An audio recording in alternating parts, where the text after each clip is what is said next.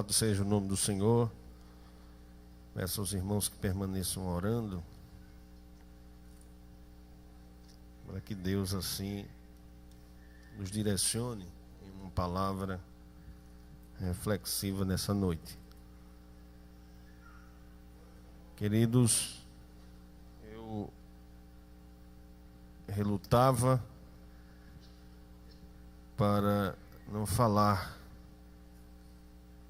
esse texto, mas Deus foi confirmando durante o dia e não tem outra palavra nesta noite a não ser essa que acabamos de ler no capítulo 14 e o verso 7 a 9 de Jó. Porque a esperança para a árvore que, se for cortada, ainda torne a brotar e que não cesse os seus renovos, ainda que envelheça a sua raiz na terra e morra o seu tronco no pó, contudo, ao cheiro das águas brotará e lançará ramos como uma planta nova.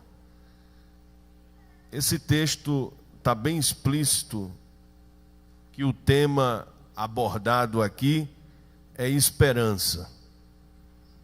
E diante do quadro que vivemos em todos os aspectos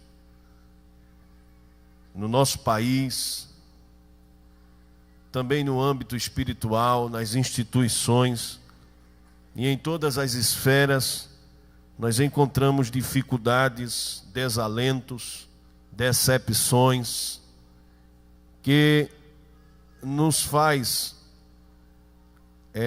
a sermos tentados a desistirmos, a desmotivarmos, a desanimarmos, a estarmos desanimados. Porém, na vida de Jó não foi diferente, porque alguns percalços como estes que sobrevêm em nossas vidas diante da crise e tantas outros nomes que se dão a dificuldades, esse homem, mesmo nessa época, ele não estava isento de sentir o que muitas vezes eu e você sente. E é a esperança que nos desafia a crer que o resultado pode ser outro.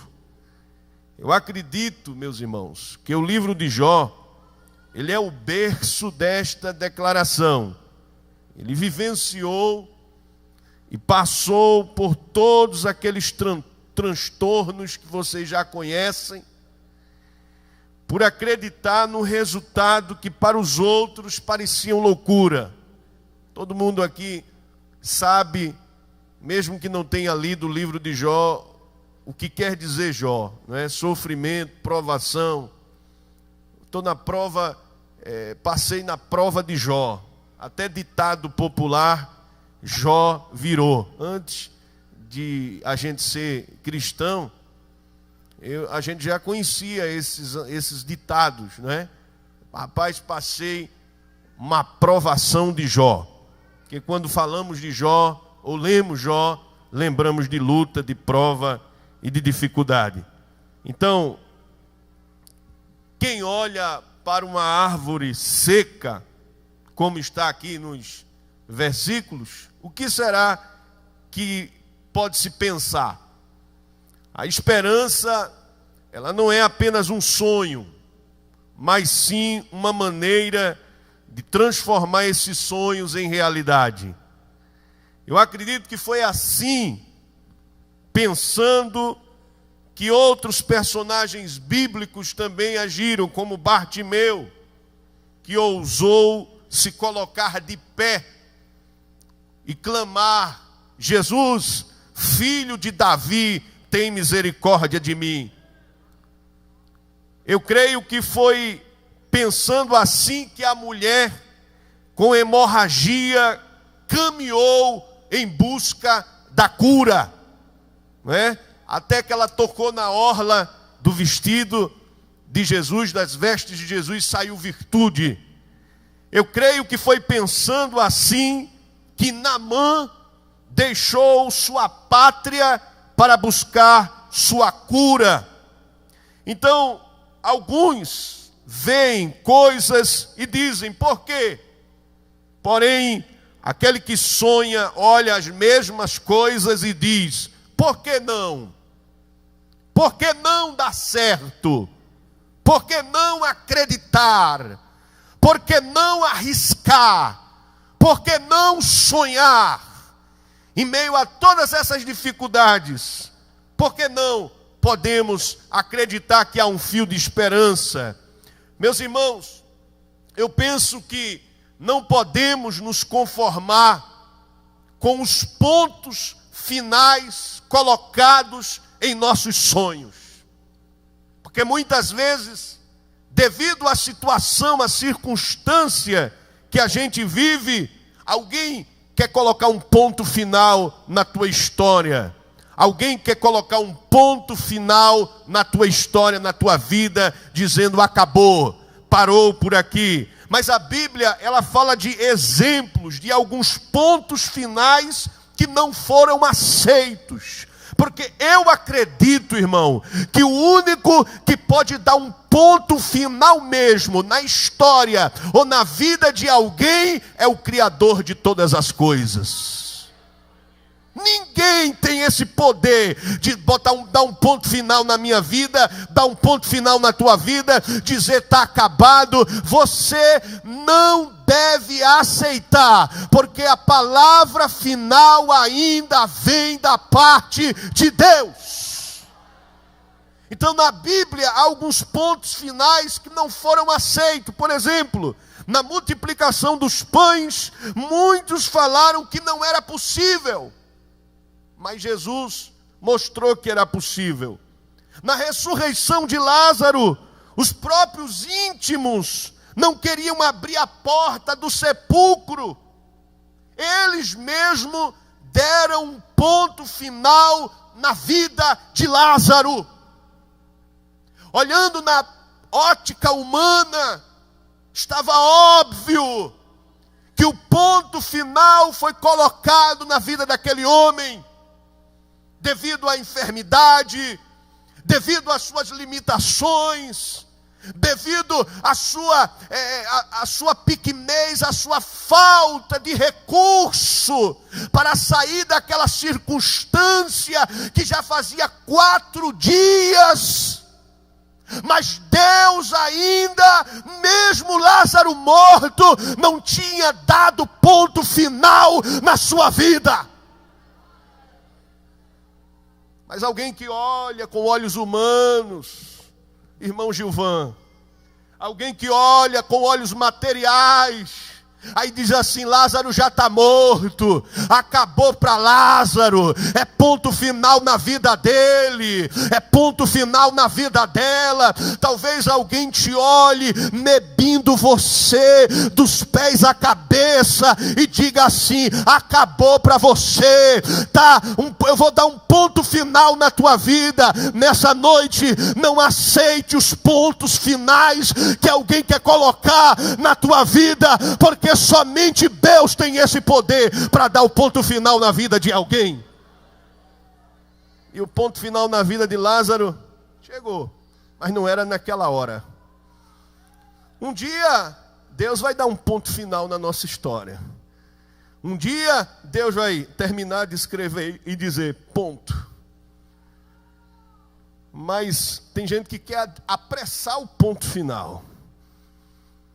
Tem gente que parece que entende a religião como uma máquina de finalizar a vida de pessoas.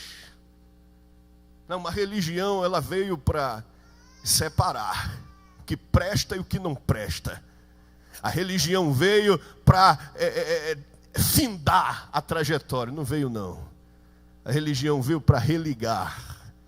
Jesus, quando ele disse: eu não vim para os bons, para os sãos, eu vim para os doentes, eu vim para quem precisa, eu vim para quem quer ajuda, eu vim para quem quer socorro, eu vim para quem, mas aquele ali é fraco, aquele ali não tem nada, não é nada, ele não serve. Mas para Jesus ele serve.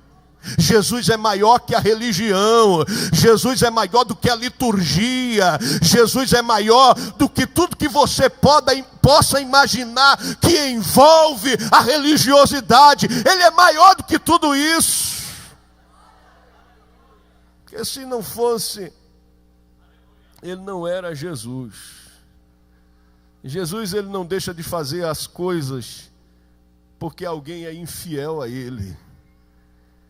Porque se fosse assim, ele não era Deus.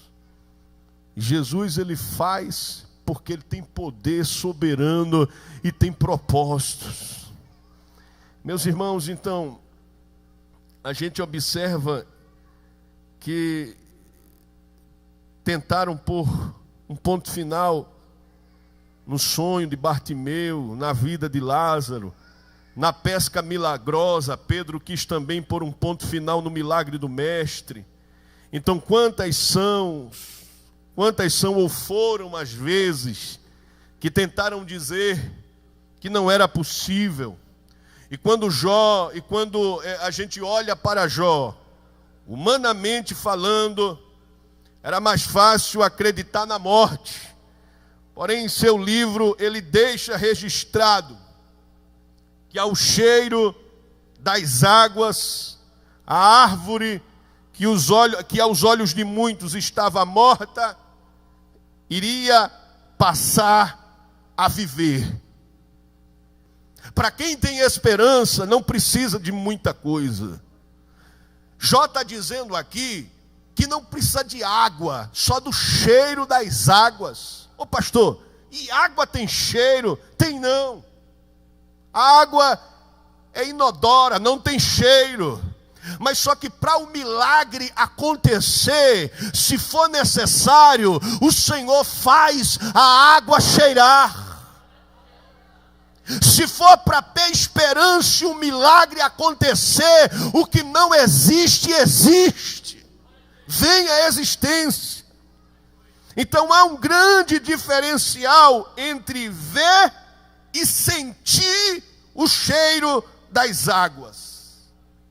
Ver é caminhar na razão, no nível comum onde a grande maioria caminha. É acreditar na cura porque houve cura. É acreditar na provisão por causa da despensa cheia. Já quem se abre para o cheiro das águas, acredita sempre com antecedência no milagre. O texto lido parece apresentar uma progressão no infortúnio. Por exemplo, a árvore cortada. No verso de número 7, a árvore cortada. Qual o primeiro pensamento que te vem à cabeça quando você contempla uma árvore cortada? Quantas são as áreas de sua vida que aos seus olhos ou dos outros parece estar cortada? Eu já vi alguém dizer que criaram o 10º dom espiritual. A gente só ouviu falar de 9, né? Ali em Coríntios. Que em Romanos, Paulo fala de outros, ministeriais. Mas eu já vi uma vez um pregador, porque sabe que, né, às vezes pregando empolgado, ele disse, tem um 10º dom. Que dom é esse? Aí ele disse que era o dom da tesoura. É o dom de cortar. Porque tem gente que gosta de passar tesoura na vida dos outros. Tem gente que gosta de cortar. Pastor, mas me fale mais claro, esse corte não é cortar com tesoura de metal, é com a língua. é com palavras, é com difamação, é com calúnia, é com desmerecimento. São cortes que nos lembra que estamos sujeitos a isso. Quem aqui nunca levou uma cortada na vida? Quem aqui já não foi cortado? Às vezes você nem sabe, mas tem gente que te corta por trás. Tem gente que te corta quando você passa por ele. Tem gente que te corta quando você termina uma conversa, vira as costas, está cortando você. Hoje se corta pela internet, se corta pela rede social, se corta para tudo que é lado. Então quando a gente olha uma árvore cortada, como aqui, a gente viu Jó vendo essa árvore, a gente entende logo que estamos sujeitos na vida a sermos cortados. Aqui também se fala da raiz envelhecida. A árvore cortada, raiz envelhecida na terra. Porque depois do corte, agora ela não está apenas cortada, mas também suas raízes estão secas. Quantas vezes, ao olhar para a história de sua genealogia, você é tentado a acreditar na maldição hereditária. Porque depois do corte vem o envelhecimento. Cortou. Já foi arrancada, a árvore já está cortada. E agora ela vai envelhecer. Jó, ele diz aqui, olha, né? Para ainda a esperança para a árvore, pois mesmo a cortada, se envelhecer na terra a sua raiz. Agora, Jó está vendo uma árvore cortada e envelhecida. Mas no verso 8 ele ainda aprofunda-se mais no infortúnio dessa progressão na vida desta árvore, porque além de cortada, raiz envelhecida, morre o seu tronco no pó. Então, o tronco agora se identifica com as raízes e secam-se ao solo. Então aqui, tudo parece ter findado. Aos olhos humanos, nada pode ter sido feito. Acabou para essa árvore. Acabou para ela. Foi cortada, a raiz envelheceu e o tronco morreu. Parece-me que essas três fases da árvore me lembra três características do diabo. Que lá em João, Jesus disse que ele veio para fazer o quê? Matar, roubar e destruir. Parece-me que eu me lembro, quem gosta dessas coisas é o diabo. Ele gosta de matar, ele gosta de roubar, ele gosta de destruir. Quando você vê uma vida destruída, uma vida morta, uma vida aniquilada, é obra do diabo, porque ele veio fazer isso. Então Jó, ele diz assim: ainda que a árvore seja cortada, sua raiz envelhecida, morra o seu tronco no pó, contudo, ao cheiro das águas, o quadro é revertido. Eu acho que você não entendeu. Cortado, envelhecido e tronco morto.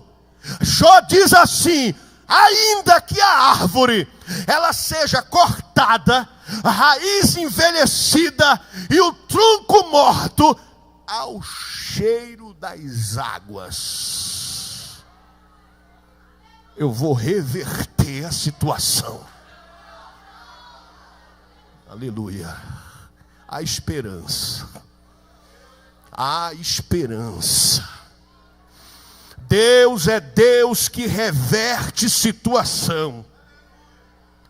A minha mensagem hoje aqui é basicamente 3 razões para a gente não perder a esperança. Isso aqui foi a minha introdução para poder entrar nesse tema. Porque tem muita gente perdendo a esperança.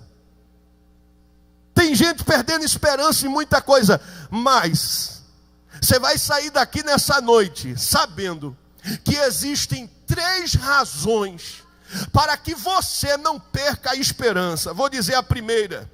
A primeira razão é que as circunstâncias mudam. Há tempo para todo propósito debaixo do céu.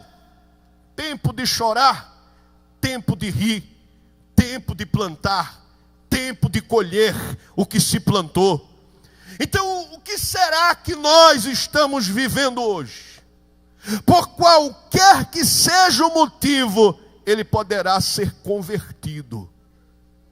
Em algum lugar futuro você olhará para trás e respirará aliviado por não ter se desesperado e agido de modo a prejudicar a sua vida e a de outras pessoas. Por quê, pastor? Porque as circunstâncias mudam. As coisas mudam. A roda gira, o que está em cima vai para baixo, o que está embaixo vai para cima, mas as coisas não deixam de mudar. Então a primeira razão é que as circunstâncias mudam. Não sei como, mas muda. Se você olhar para trás, você vai ver que muita coisa mudou na sua vida. Se você olhar para trás, você vai ver que muita coisa mudou na sua vida. Eu me lembro de um texto bíblico em Provérbios capítulo 15, versículo 15, que diz: para os aflitos, todos os dias são maus, mas a alegria do coração é banquete contínuo. A aflição, preocupação, são terrores inférteis, onde a gratidão não brota. Então, nesses estados, a pessoa só lamenta e murmura, não consegue enxergar a beleza, as bênçãos que tem e que ainda pode vir a ter. Então, guarda essa palavra para que a tua esperança não esmoreça. Circunstâncias mudam. Diga assim comigo: circunstâncias mudam. A segunda razão para que nós não devemos perder a nossa esperança é que pessoas também mudam. Esperar que os outros mudem para enfim sermos felizes é uma tarefa árdua. Então precisamos ser felizes hoje, no presente. E se isso depender do modo como os outros nos tratam, das circunstâncias, então estaremos em apuros. Então nossa forma de lidar com circunstâncias mudará definitivamente nosso estado de espírito, ou vice-versa. Eu não sei se você conhece a história de um homem chamado Davi, onde ele foi rei de Israel, cheio de fé e paixão pela vida. Mas ele cometeu alguns erros, como todo mundo sabe. E em determinado momento ele ficou mal, deprimido, angustiado, sem poder para mudar a situação que estava vivendo. Um filho seu, filho de Davi, recém-nascido, estava doente, e ele orou. Passado dias sem comer, dormir, sem se comunicar com as pessoas, Davi ora, gemia, chorava, e nada acontecia. Seu filho acabou morrendo. Então, ele se levantou, começou a louvar a Deus, a cantar, a tocar os instrumentos e agradecer por tudo que ele tinha. Segundo Samuel, capítulo 12 a 23. Então, as pessoas não entenderam aquilo em Davi, até que ele se pronunciou. Porque parece que as pessoas queriam ver Davi ali, chorando, acabado, destruído. Ele já tinha tentado de tudo. Davi, ele tentou, ele orou, ele pediu perdão, ele se arrependeu, ele gemeu, ele fez tanta coisa, mas o menino morreu.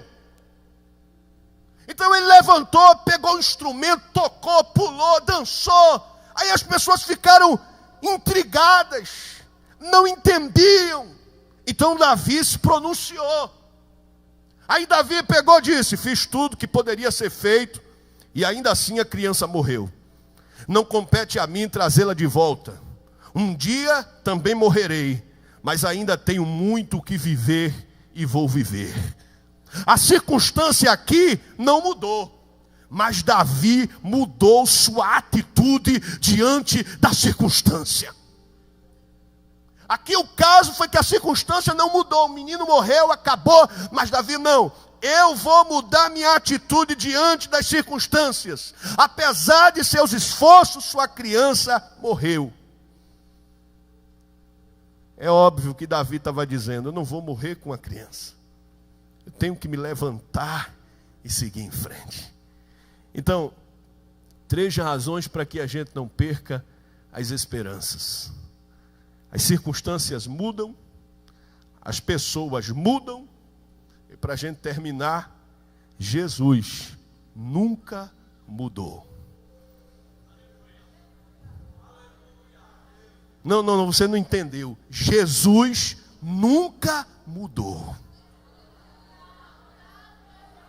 A vida, ela é cheia de aflições. Jesus afirmou isso em João 16:33. E afirmou também que as aflições não deveriam nos abater, a ponto de nos deixar sem ânimo para viver. Claro que temos o direito de ficarmos tristes, abatidos por tragédias e outras situações. Nós não somos semideuses. E pregar uma vida somente de sorrisos e vitórias, além de ser surreal, é antibíblico. Então, ao darmos uma linda ou uma meditada no sermão da montanha, um profundo ensinamento sobre o reino de Deus e o reino dos homens, verificamos que haveremos de sofrer injustiças, perseguições, choro, guerra, humilhações. Porém, atravessar todas essas coisas com Jesus é ser um bem-aventurado, feliz, porque Jesus é o amparo, é a consolação, é aquele que nos assiste, e por essa causa tenhamos confiança na providência de Deus. Querido, eu quero dizer a você, não desista de crer em Jesus por ter sido traído por alguém que se dizia cristão. Não desista de buscar Jesus, de andar com Ele, por não ter recebido ainda o que você tanto pediu. Se você está com Jesus e passa por aflições, prossiga amando-o, e Ele guardará a sua alma e sua vida para que sejas feliz. Então, que nessa reflexão, nessa noite, você se lembre que existem 3 razões para que você não perca a esperança. As circunstâncias mudam, as pessoas mudam, mas Jesus nunca muda. Amém? Que Deus abençoe você em nome de Jesus. Glória a Deus.